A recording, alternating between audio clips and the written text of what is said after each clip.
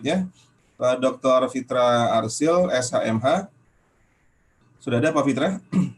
Hadir. Ya, beliau adalah Ketua Bidang Studi Hukum Tata Negara di Fakultas Hukum Universitas Indonesia.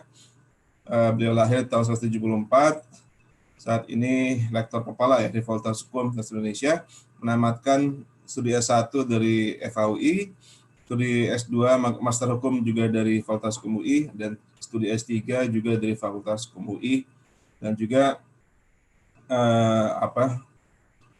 juga aktif sebagai pengajar di beberapa tempat lain, dan juga aktif menjadi pembicara dan juga mantan aktivis mahasiswa, sempat menjadi sekjen BEM UI juga di masa lalu, dan juga ketua umum kami Satuan Aksi Mahasiswa Muslim Indonesia. Pada Pak Fitra, dipersilakan waktunya 20 menit. Assalamualaikum warahmatullahi wabarakatuh. Alhamdulillah, salatu wassalamu ala Rasulillah. Para hadirin sekalian ya, hadirin dalam jarak jauh ini. Saya ingin menyapa dulu Pak Heru, ini senior saya di Fakultas Hukum. Juga ada beberapa tokoh yang tadi sudah memberikan pandangannya. Ada Ustazah Aan Rohana tadi di sini saya lihat, ada Bunda Neng Jubaidah, guru saya. Ya, saya banyak belajar dari Bunda Neng. Ada juga Pak Bagus, luar biasa tadi saya menikmati sekali analisis psikologis terhadap pasal-pasal. Ini menarik ini. Jadi harusnya kita setiap kali merancang undang-undang kita harus juga punya analisis psikologis seperti yang disampaikan oleh Pak Bagus tadi. Juga ada Mas Helmi, juga saya pikir nanti juga akan menyampaikan banyak gagasannya. Saya berterima kasih bisa diundang di Satgas Peradaban Bangsa. Ya. Kalau Satgas nih biasanya kalau diajak Satgas tuh minimal dapat seragam, atau ya minimal banget rompi lah. Ya, alhamdulillah saya bisa berhadir di sini.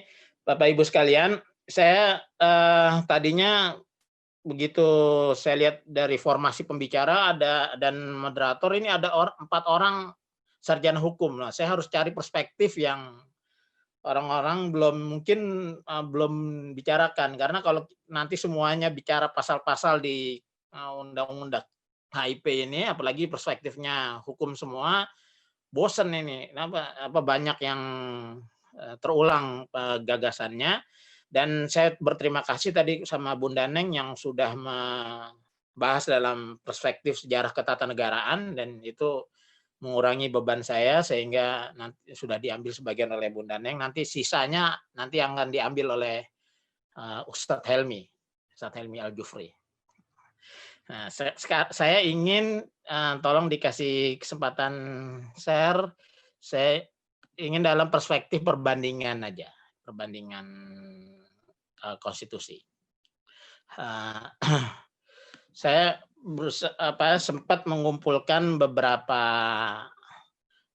konstitusi di dunia, ya, yang juga membaca beberapa buku dan jurnal yang membahas masalah ini tentang perbandingannya, ya, nggak banyak, ada 190 negara. Nah, ini yang saya mencoba membahasnya dimulai dari apa yang disampaikan tadi oleh Pak Bagus, bahwa rancangan undang-undang ini bukan rancangan undang-undang bicara masalah kelembagaan. Ada mungkin masalah kelembagaan, tapi juga selain bukan masalah kelembagaan, bukan masalah prosedur dan mekanisme, tapi juga mengandung konten-konten, ya, nilai-nilai value, ya, yang materi-materi yang juga sebenarnya materi-materi tersebut adanya letaknya di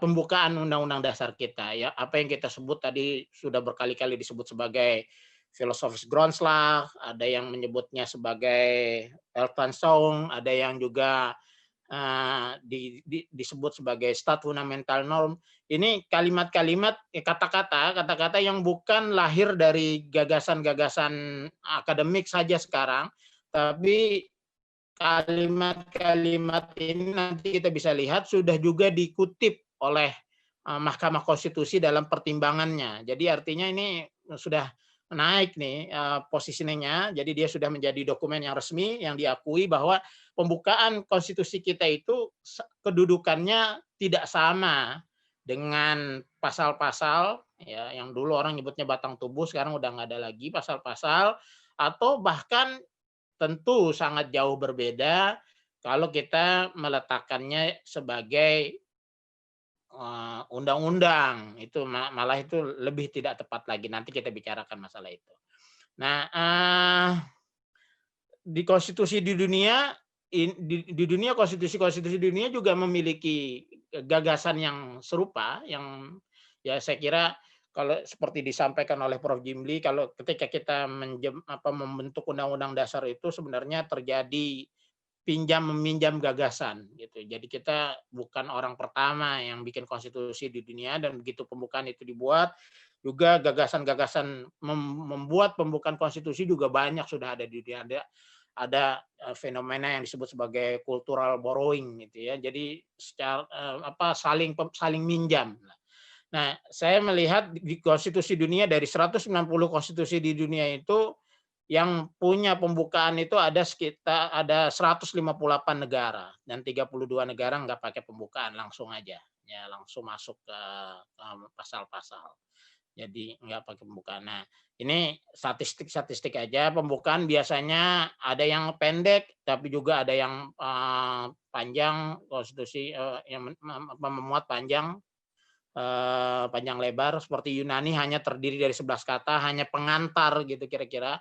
Peru dan Costa Rica juga pendek 33 kata, tapi ada 5 pembukaan konstitusi yang lebih dari 1.000 kata. Misalnya Iran ada 3.200, Papua Nugini ada 2.000, Uganda ada 1.899, Mesir 1.288, Cina 1.162.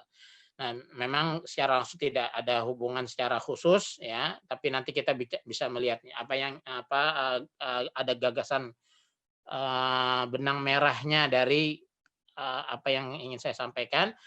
Ada negara, kalau ada pertanyaan apakah pembukaan bagian dari konstitusi atau bukan? Ya. Ada negara yang secara eksplisit menyebutkan pembukaan bagian yang tidak terpisahkan dari konstitusinya. Jadi seperti Burkina Faso, Kamerun, ada juga yang secara eksplisit menyatakan pembukaan bukan bagian dari konstitusinya. Jadi, tapi pada umumnya ini kita akan melihat ada negara-negara yang menyatakan konstitusi terdiri dari apa gitu ya. Nah, tapi ada juga yang ingin membantah konstitusi bukan pembukaan konstitusi bukan bagian dari konstitusi. Ini contoh-contohnya. Nah, ada negara-negara yang ini kalau bicara draftingnya, ada negara-negara yang menulis kata konstitusi sebelum pembukaan, ada yang menulis kata konstitusi setelah pembukaan. Jadi kalau bicara drafting, ada yang menulis misalnya Undang-Undang Dasar Negara Republik Indonesia tahun 1945 pembukaan. Nah, itu berarti secara ingin menegaskan bahwa pembukaan itu bagian dari konstitusinya. Tapi ada yang menulisnya pembukaan, kemudian isi pembukaan, kemudian baru di draft ditulis Undang-Undang Dasar Negara Republik Indonesia tahun 1945. Jadi itu dia ingin memisahkan antara konstitusi dengan pembukaannya. Nah, nanti juga berimplikasi derajatnya, apakah derajatnya berbeda gitu ya, dan atau konstitusi nanti juga berakibat apakah pembukaan ini ya sama mekanismenya dengan penetapannya atau perubahannya dengan pasal-pasal yang lain atau bagian yang lain dari konstitusi. Ada pakar yang mengajukan pendapat bahwa pembukaan merupakan bagian dari konstitusi dilihat dari dua hal. Ya, pertama karena cara mengubahnya, kedua cara menetapkannya, cara mengesahkannya.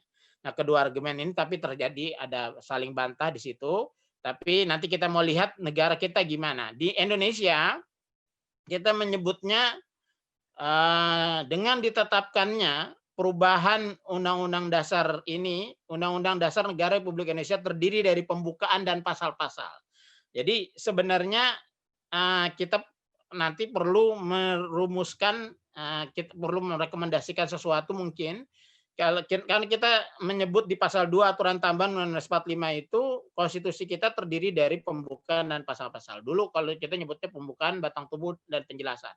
Nah ini pembukaan dan pasal-pasal. Jadi pembukaan masuk dalam konstitusi kita.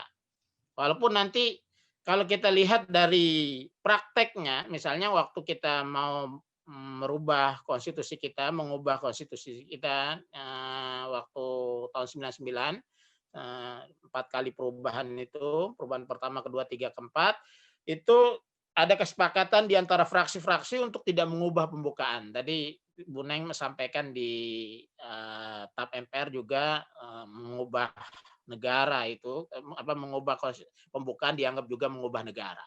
Nah, tapi kan kita juga pernah melakukan perubahan pembukaan ya dengan berlakunya beberapa konstitusi. Kita kan juga pernah memberlakukan konstitusi RIS, kita juga pernah memberlakukan UUD tahun 50, dan artinya pernah juga sebenarnya terjadi perubahan-perubahan. Nah, nah dengan tetap jadi tapi konstruksi kita sekarang begini. Jadi pembukaan itu yang terdapat di dalamnya Pancasila. Nah, itu yang kita sebut sebagai tadi itu stat fundamental norm itu bukan hanya Pancasilanya di alinea keempat, tapi seluruh materi pembukaan itu yang kita anggap sebagai stat fundamental norm itu merupakan bagian dari konstitusi nyatanya. Nah, isi pembukaan itu apa? Nah, dari berbagai konstitusi di dunia kita bisa melihat bahwa gagasan-gagasan pembukaan ini memang gagasan-gagasan filosofis, konseptual, biasanya historical, tentang sejarah bangsa. Kemudian dia juga bicara tentang keyakinan, bicara identitas bangsa dan sebagainya. Harmoni antar lintas generasi sebagai jembatan antara generasi sekarang dan generasi yang akan datang. Juga tujuan bernegara, ya apa itu yang.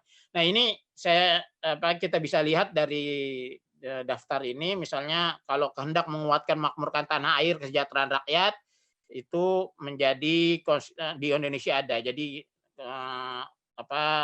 konstitusi-konstitusi yang lahir setelah abad 19 itu cenderung konstitusi welfare state. Jadi ada konstitusi yang ingin menyatakan bahwa kesejahteraan itu tanggung jawab negara. Nah, kalau dulu sebelum 1919 orang kenal konsep Nahuatl-Stat, negara penjaga malam. The best government is the least government. Pemerintah itu sedikit aja memerintahnya. Paling bagus yang banyak-banyak. Nah, ini ada kita state begitu. Menghormati nilai-nilai.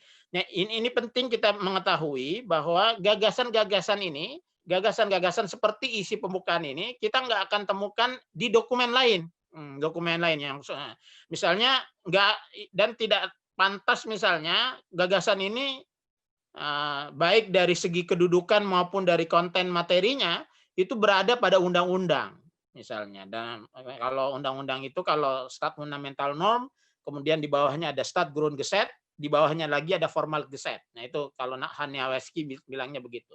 Nah undang-undang formal itu nggak pantas kemudian memuat gagasan-gagasan yang gagasan-gagasan filosofis seperti ini, ya, yang kemudian bisa dirubah setiap saat, bisa diuji dalam pengujian di peradilan dan sebagainya dengan kesementaraannya yang terlalu tinggi gitu, dan juga bisa menilai perilaku yang konkret dari manusia, perilaku human behavior gitu ya, seperti delik gitu misalnya. Itu adanya di undang-undang. Kalau di pembukaan atau stat fundamental norm, dia bicara soal gagasan-gagasan besar, filosofis, ya, gagasan-gagasan yang strategis gitu ya, dan ini biasanya yang saya sebutkan ini ada Deklarasi Kemerdekaan, prinsip dasar kenegaraan, kehendak menguatkan makmurkan tanah air, menghormati nilai universal. Ya, ada yang menyebutnya ini dia beberapa ahli yang menyebut ini. Misalnya kalau Leaf Orgard ini dia menyebutnya biasanya historical narrative, supreme goals, national identity, sama soal keyakinan, soal God and religion. Jadi ada juga konstitusi-konstitusi yang saya kira bukan hanya di negara-negara Islam, bahkan di negara-negara Eropa banyak juga ya godly constitution. Ya konstitusi itu banyak memuat sisi ketuhanannya. Itu bahkan yang menyebut agama resmi dan sebagainya itu bukan fenomena Timur Tengah itu fenomena Eropa. Banyak negara Eropa yang menyebutnya seperti itu. Nah, jadi artinya ini isi pembukaan, ya, gagasan pembukaan itu ini. Jadi dan ini tempat yang paling tepat. Nanti kita lihat ada teori yang disampaikan oleh Carl Schmitt tentang hal ini. Nah, hampir semua menyatakan otoritas konstitusi adalah rakyat. Hanya sedikit bukan merujuk kepada selain rakyat raja. Jadi dia mengembalikan kepada rakyat. Pada umumnya pembukaan menyebut negara hukum lebih dari 50% dan demokrasi sekitar 50%. Sekitar setengah dari semua mukadimah merujuk kepada Tuhan atau agama. Jadi selalu agama sering disebut dalam pembukaan, sedangkan hanya sedikit mereka bicara tentang dasar sekuler dari tatanan konstitusional yang langsung mengambil jarak dengan bahwa agama dan negara harus dipisahkan, itu sedikit yang melakukan itu. Nah, sekarang saya mau mulai dulu nanti sebelum masuk ke legal function, bahwa konstitusi itu pada umumnya dia punya posisinya adalah non hukum, simbolik. Dia punya fungsi ekspresif, ya tadi ya seperti yang saya sampaikan tadi. Merekam identitas politik, agama, ideologis. Jadi kita bisa tahu kalau ada ya para ahli yang mengatakan puncak berpikirnya, puncak gagasan setiap bangsa itu bisa kita lihat dari konstitusinya dan terutama di pembukaan. Ya, jadi apa sih ide besar bangsa ini kita lihat di konstitusinya karena itu kan hukum dasar. Nah, pembukaannya lebih besar lagi. Nah, jadi artinya kita bisa lihat di situ. Nah, ini di simbolik. Nah, kemudian sebagai dokumen hukum. Nah, sekarang yang saya mau cepat aja. Pembukaan sebagai dokumen hukum, sebagai legal function. Ada tulisan, ada jurnal ya diterbitkan di Oxford. Dia mengkategori bahwa preambel itu ada dia sebagai seremonial, ada yang sebagai interpretif, ada yang sebagai substantif ya, ketika dia bicara legal function. Kalau yang seremonial itu kelompok yang berpendapat bahwa pembukaan sebaiknya tidak diberikan legal function. Fungsi pembukaan relatif hanya simbolik atau pemersatu tanpa perlu penafsiran lebih lanjut. Jadi kelompok ini menganggap bahwa boro-boro mau dibikin jadi undang-undang, ini simbolik udah. Jadi sekali pembukaan itu diucapkan, dia udah menjadi dokumen abadi. Nggak usah disentuh-sentuh lagi. Udah dokumen abadi. Kalau di Amerika itu kalau kita ada di Amerika itu ada pembukaan konstitusi, ada Declaration of Independence. Declaration of Independence mau diubah nggak? Dia udah dokumen udah diabadikan gitu ya.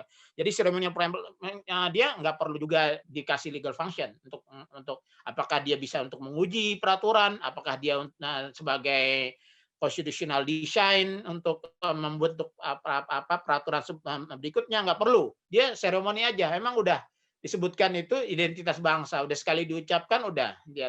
Tapi ada juga yang berfungsi sebagai penafsir, ya panduan untuk penafsiran. Misalnya ini Edward Koch menyebutkan konstitusi itu bisa juga ya, ini yang kategori yang kedua, cara pembukaan maksud saya, pembukaan mukadimah, cara untuk memahami pasal-pasal dan pembentukannya. Jadi gimana pasal-pasal itu jadi dia untuk ya kalau di Quran itu ada bayanul ayah bil ayah. Jadi untuk menjelaskan satu ayat dengan ayat yang lain. Nah, itu panduannya di mana? Panduannya harus ada di pembukaan. Jadi karena dia lebih tinggi gitu ya. Nggak mungkin kalau hadis misalnya secara matan dia bertentangan dengan Quran, itu nggak mungkin gitu.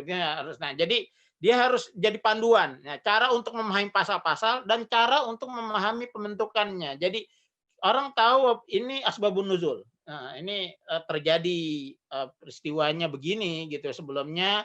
Dan situasi pada waktu itu dibentuk seperti apa ya. Nah itu kita bisa mengetahui. Nah tapi dia nggak mengikat bahwa ini bicara untuk ya seperti kan kalau di kita juga asbabun nuzul itu nggak selalu mengikat. Jadi original intent itu nggak selalu mengikat. Jadi perkembangan zaman bisa. Jadi kan kalau al-ibrah bi umumil lafaz la bi khususis sabab. Jadi kalau jadi ibrah itu ya bukan karena peristiwanya dulu kejadiannya perang, tapi kalau nggak perang apa berlaku? Bi umumil lafaz bukan bi khususis sababnya. Ya, jadi kalau di menerangkan teksnya itu kan begitu. Nah, ini dia nggak mengikat, tapi kalau kita ingin mengetahui pasal-pasal dalam konstitusi, kita perlu memahami pembukaan, gitu kira-kira. Ya, dalam banyak kasus pembukaan tidak dianggap sebagai sumber otonom nih tadi ini ya, seperti yang saya sampaikan, tidak dianggap sumber otonom dari hak yang dapat ditegakkan, tapi hak tersebut dapat diperoleh darinya sehubungan dengan ketentuan-ketentuan yang diatur dalam konstitusi. Kalau pasal-pasal itu kemudian di badan-badan di batang tubuh itu kemudian dibicarakan, kemudian dikaitkan dengan pembukaan, baru nanti dia maknanya terlihat. Nah, tapi ada juga yang menyebutnya substantif preamble. Jadi konstitusi itu, pembukaan itu digunakan sebagai batu uji, diabadikan, tidak dapat diubah dengan prosedur perubahan biasa. Nah, jadi dia sudah sebagai batu uji, dia tidak bisa diubah, prosedur perubahannya berbeda. Nah ini bahkan disebut kalau misalnya di putusan pengadilan menyebut bahwa ini bertentangan dengan pembukaan. Nah, begitu. Ini bertentangan, karena ada sebagian yang nggak mau begitu, karena dia menganggap source of law itu beda sama law. Jadi sumber hukum itu beda sama hukum. Misalnya orang nggak ada yang dihukum karena melanggar Pancasila. Anda bersalah karena melanggar sila kedua dalam Pancasila itu. Tentu Anda kalau sekarang Rasul sudah wafat, maka orang dihukum berdasarkan Quran dan hadis yang sudah ditaknin menjadi undang-undang, bukan berdasarkan Anda dihukum karena melanggar Quran surat apa ayat berapa, bukan, tapi dia mentaknin dulu menjadi peraturan, proses itu. Jadi ada proses takninnya. Nah, tapi ada yang enggak, dia substantif. Jadi dia bisa dipakai untuk langsung menghukum gitu ya, langsung menguji. Ya menghukum itu, tapi kalau menghukum dalam konteks pidana perdata enggak, tapi dia dalam konteks menguji peraturan, kasus-kasus konkret ya, peraturan. Nah, nanti kita akan bisa melihat di banyak negara dia menghukum berdasarkan pembukaan, bukan hanya berdasarkan pasal, bukan hanya di undang-undang, bukan hanya berdasarkan konstitusi, tapi juga berdasarkan stat fundamental normnya. Nah ini fenomenanya. Penggunaan pembukaan dalam putusan pengadilan. Terdapat fenomena meningkatnya penggunaan pembukaan, bukan hanya sebagai pernyataan simbolik, tetapi sebagai pernyataan yang bisa ditegakkan secara hukum dan dapat digunakan di pengadilan. Jadi kita melihat ini berdasarkan riset beberapa orang, ya ada 2 jurnal yang saya baca, dia melihat fenomena ini bahwa dulunya ini sama sekali nggak diperhatikan, bahkan sarjana-sarjana hukum dulu nggak pernah memperhatikan ini, tapi belakangan digunakan untuk menguji. Namun disepakati bahwa pembukaan memiliki karakter yang berbeda dengan klausul dalam konstitusi, apalagi undang-undang. Nah, ini yang penting. Jadi walaupun dia digunakan sebagai dalam kasus konkret di pengadilan, tapi semua sepakat, ini ijma ya di kalangan para ahli konstitusi, jadi bahwa pembukaan itu beda dengan dengan pasal-pasal di konstitusi, apalagi dengan undang-undang, apalagi dengan formal gazette-nya, itu jauh berbeda. Misalnya ini Kelsen nih berkata bahwa kata Kelsen itu pada prinsipnya pembukaan itu bukan norma yang digunakan untuk menilai sikap tindak perilaku manusia. Dia nggak bisa. Pembukaan lebih memiliki karakter ideologis daripada karakteristik. Ya, kira-kira gitulah. Aukomakola Kelsen. Jadi dia menyatakan bahwa walaupun dia dilakukan dalam kasus yang konkret misalnya, tapi sebenarnya dia berbeda. Berbeda. Nah ini juga Plato, saya juga kutip kalimat yang disampaikan oleh Plato. Plato juga menyebutkan bahwa sebentar, ya, ya apa pembukaan ini untuk mengarahkan, jadi dia mengarahkan dia sendiri bukan hukum yang mengikat secara langsung, tapi dia lebih kepada penafsir, ya, panduan penafsiran. Nah, jadi dia bukan seperti juga Kelsen, dia bukan orang diajak untuk menaati hukum lewat pembukaan itu bukan karena dia punya sanksi, ya, bukan karena punya civil or criminal sanction, bukan, tapi karena dia punya norma-norma yang lebih tinggi dari itu. Jadi, nah nah ini juga ada beberapa kasus, ya, ini kasus konkretnya berbagai negara telah menggunakan pembukaan preambel sebagai pertimbangan dalam kasus-kasus hukum. Ini nanti bisa dicek, ada banyak kasus-kasus ini, saya sebutkan negaranya saja, di Amerika Serikat, Prancis, Kanada, Irlandia, Jerman, Bosnia, Polandia, Afrika Selatan, India. Pembukaan konstitusi Amerika relatif yang sederhana itu, dia sederhana, telah digunakan oleh banyak pertimbangan hukum dalam pengambilan putusan. Pembukaan konstitusi digunakan sebagai panduan untuk menafsirkan pasal-pasal dalam konstitusi. Di Prancis, pembukaan konstitusi digunakan dalam constitutional preview dalam menafsirkan konstitusi. Kalau di Prancis itu ada mekanismenya pakai dewan konstitusional, bukan judicial review, tapi dia constitutional preview. Sebelum dimasukkan dalam sebelum mengikat dimasukkan dalam lembaran negara, promulgation of law-nya dilakukan, direview dulu sama Dewan Konstitusional. Nah, itu dia bisa menggunakan pembukaan. Ya, pembukaan. Di Konstitusi Irlandia yang ini juga pembukaan konstitusi yang menampilkan identitas dan nilai-nilai Katolik Roma telah dipakai oleh hakim-hakim dalam menguji undang-undang yang tidak sesuai dengan nilai-nilai tersebut, terutama dalam kasus-kasus moral, perilaku seksual menyimpang, dan kasus-kasus penodaan agama. Pembukaan hukum positif tapi digunakan. Nah, jadi di Irlandia itu terjadi perubahan konstitusi yang luar biasa, ya. Dulunya dia sangat Katolik, itu dia bahkan hukum-hukum yang sifatnya hukum-hukum family law itu juga masuk di konstitusi. Misalnya larangan untuk bercerai, larangan untuk aborsi. Nah, tapi sekarang menjadi sangat liberal, gitu. Bahkan di konstitusi Irlandia ada soal perkawinan sejenis juga ada sekarang di konstitusi Irlandia. Tapi pembukaannya masih yang lama nih pembukaannya. Berapa hakim menggunakan itu gitu ya untuk menilai mengambil keputusan. Ya, jadi yang dipakai pembukaannya nilainya lebih tinggi katanya. Nah, hakim-hakim di India terdapat perbedaan pendapat tentang apakah pembukaan merupakan bagian dari konstitusi, namun menyatakan bahwa dapat digunakan untuk menafsirkan konstitusi. Nah, kita mau lihat di Indonesia. Di Indonesia gimana nih?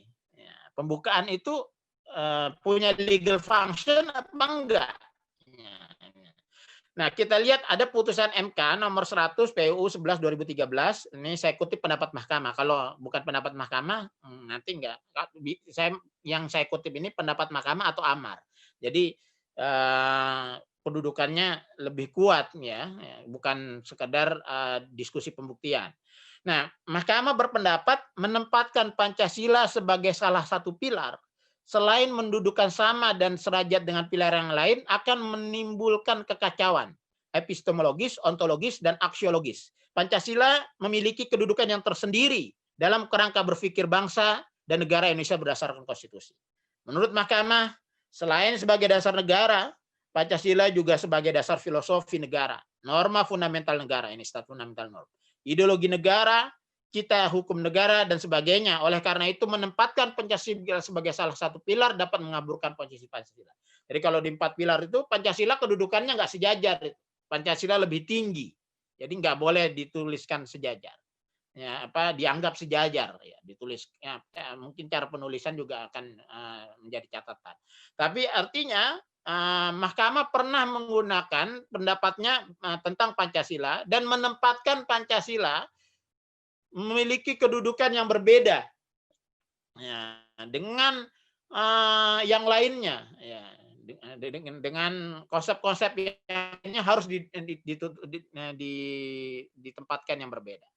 Nah, ada lagi putusan MK nomor 82 PUU 11 2013 ini dalam amar nih. Amar putusannya dia menyebutkan dengan amar putusan sebagai berikut: 1, menerima dan mengabulkan permohonan pemohon untuk seluruhnya. 2, menyatakan Undang-Undang 17 2013 tentang ormas, tentang organisasi masyarakat bertentangan secara keseluruhan dengan Undang-Undang Dasar Negara Republik Indonesia tahun 1945, khususnya paragraf keempat pembukaan. Ya, jadi ini Mahkamah Konstitusi telah menggunakan pembukaan sebagai batu uji, ya, sebagai batu uji. Ya, jadi pembukaan diuji. Nah ini dikabulkan ya putusannya. Terus kemudian juga ada di putusan ini nih, putusannya pornografi ya, seluruh 17 kasus 10 1723 PUU 7 2009 pendapat Mahkamah bahwa Pancasila telah menjadi dasar negara yang harus diterima oleh seluruh, ini pendapat Mahkamah juga, harus diterima oleh seluruh warga negara. Pancasila mengandung 5 sila yang saling berkait satu sama lain sebagai suatu kesatuan. Oleh karena itu setiap warga negara, baik sebagai individu maupun sebagai bangsa secara kolektif, harus dapat menerima ketuhanan yang Maha Esa yang menjiwai sila-sila lain, baik kemanusiaan yang adil dan beradab, persatuan Indonesia, kerakyatan dipimpin oleh hikmah, kebijaksanaan dalam pemusyawaratan perwakilan, maupun keadilan sosial bagi seluruh rakyat Indonesia. Sebagai stat fundamental norm, Pancasila tentu saja termasuk di dalamnya sila ketuhanan Indonesia, tidak dapat diubah. Juga menyebutnya. Sedangkan pembukaan tidak dapat diubah. Pembukaan UUD 45 ibarat akta kelahiran sebuah bangsa, sehingga perubahan atasnya berarti perubahan atas kelahiran. Jadi ini kutipan saya terhadap pendapat Mahkamah terhadap kasus itu. Nah, jadi dalam kasus-kasus di Indonesia kita melihat bahwa pendapat Pancasila telah digunakan dalam putusan pengadilan, tapi yang perlu kita lihat putusan-putusan pengadilan tersebut menempatkannya dalam posisi yang tidak sama dengan yang lainnya. Putusannya tinggi ya. Jadi dia seperti yang kalau kita bicara 4 pilar, dia kedudukannya lebih tinggi.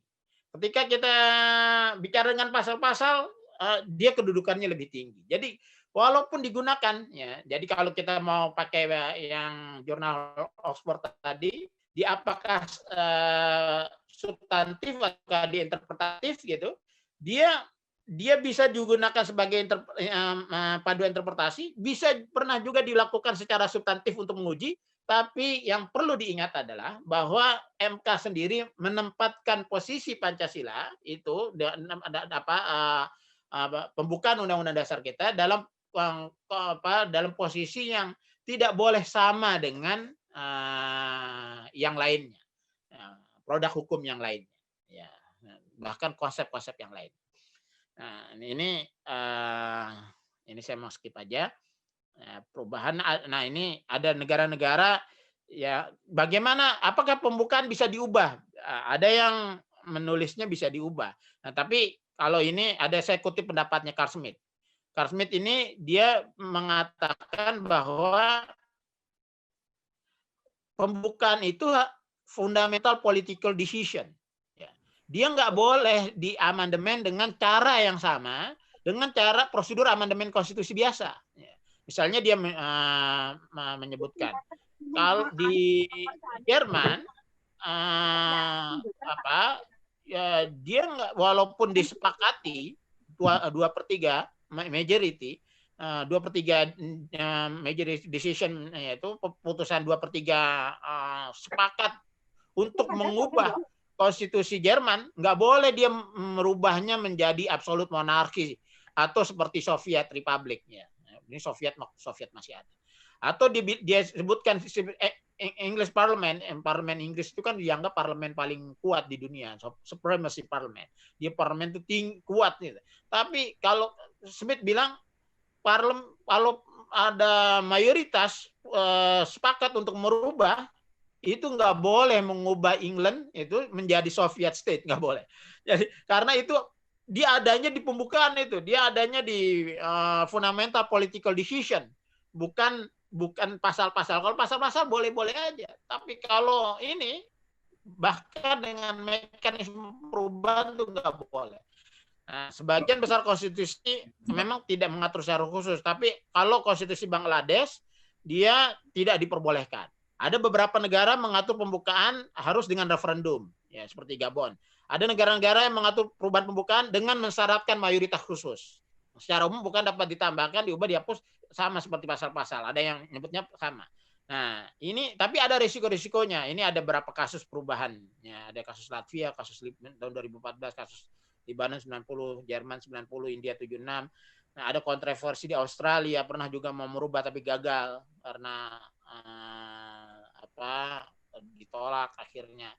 Nah, kita mau lihat undang-undang dasar kita bisa diubah nggak permukaannya. Nah, kalau kita ini kalau kita lihat dari secara umum, ya tadi di aturan tambahan disebutkan konstitusi bagian-bagian dari konstitusi itu terdiri dari pembukaan dan pasal-pasal. Berarti pembukaan bisa diubah dong. Nah, kita lihat. Di bab tentang perubahan undang-undang dasar itu ada di bab 16 di pasal 37. Ini secara nggak langsung sebenarnya menyebut bahwa pembukaan nggak bisa diubah, tapi nggak disebut secara eksplisit, jadi implisit. Misalnya kalau dilihat di ayat 5, khusus tentang bentuk negara kesatuan Republik Indonesia tidak dapat dilakukan perubahan. Jadi yang nggak bisa dilakukan perubahan tentang hanya negara kesatuan, tentang pembukaan gimana? Nah, pasal 37 semuanya mengatur pembukaan pasal-pasal. Ayat 1, usul perubahan pasal-pasal. Ayat 2, setiap usul perubahan pasal-pasal. Ayat 3, untuk mengubah pasal-pasal. Ayat 4, putusan untuk mengubah pasal-pasal. Nggak ada disebut tentang perubahan pembukaan. Nah, jadi tapi nggak disebut secara khusus. Secara khusus, tapi nyebutnya bahwa kita mau merubah, tapi merubah pasal yang mana? Enggak ada. Ini merubah pembukaan nggak bisa, karena ini cuma ada mekanisme perubahan pasal-pasal. Nah, jadi kita juga sebenarnya menempatkan pembukaan itu secara nggak langsung tinggi kedudukannya. Tapi bagusnya kita menetapkannya dengan lebih tinggi posisinya supaya tidak terjadi persoalan-persoalan berikutnya seperti yang kita hadapi saat ini. Pak Fitra, maaf waktunya habis. Oke. Nah, ini saya udah tadi ada beberapa perdebatan. Ini sebagian udah diambil sama Bunda Neng. Tapi saya mau mengatakan bahwa soal-soal ini, Ekasila, Trisila, itu sebenarnya sudah ada diskusinya nih. Di Konstituante juga ada diskusinya. Dan dianggap itu proses penafsiran ini menyebabkan bukan jadi menjadi alat pemersatu jadinya Pancasila, jadinya justru bisa merubah-rubah. Nah, jadi saya ingin mengatakan begini, di akhir ini, di akhir Pak Herul, mohon maaf sedikit. Jadi kalau kita menetapkan standar fundamental norm, ini dia normanya norma yang presupos, yang kalau katanya Nauyaski dia tidak berdasar norma yang lainnya, dia paling tinggi gitu. Fungsinya tadi kita sudah lihat, filosofis, sejarah perjalanan bangsa, tujuan negara, keyakinan, identitas, gagasan besar. Lebih tinggi bahkan dibanding konstitusi sendiri. Bahkan menjadi dasar bagi konstitusi. Bagaimana konstitusi ditafsirkan harus merujuk kepada sana. Dia bukan objek pengujian. Kalau dia ada di formal geset, dia menjadi objek pengujian. Kalau ada di undang-undang, dia akan menjadi objek pengujian. Dia menjadi batu uji untuk cara dia bukan objek perubahan atau diubah dengan cara yang berbeda. Nah, memang ada gagasan bahwa baik supaya kita nggak ribut-ribut begini, pembukaan ini, Pancasila ini, supaya nggak ditafsir-tafsir, kita angkat aja kedudukannya, kita abadikan. Ya, pembukaan itu harus dipisahkan kedudukannya dari konstitusi, misalnya cara draftingnya, atau kita sebutkan dalam konstitusi, seperti Declaration of Independence di Amerika, dia diabadikan dan dia diberi tempat yang berbeda dengan konstitusi kita, supaya kita nggak menghadapi PR-PR ini di masa yang akan datang, karena ancaman-ancaman ini ternyata ada, ya, dan terbukti dalam sejarah tadi sudah disebutkan oleh Bunda Neng, dan para tokoh-tokoh bangsa kita, alhamdulillah ya, telah berhasil melewati masa-masa itu dengan sukses, dengan kerendahan hati, dengan kemauan saling untuk memahami, dan itu akhirnya bisa mendapatkan konsensus yang luar biasa, sehingga harusnya terpelihara terus-menerus dan ancaman itu tidak ada lagi di masa yang akan datang. Saya kira itu saja yang ingin saya sampaikan. Mudah-mudahan bisa berguna dan bermanfaat bagi diskusi kita. Mohon maaf kalau ada yang tidak pada tempatnya. Billahi taufiq. Assalamualaikum warahmatullahi wabarakatuh.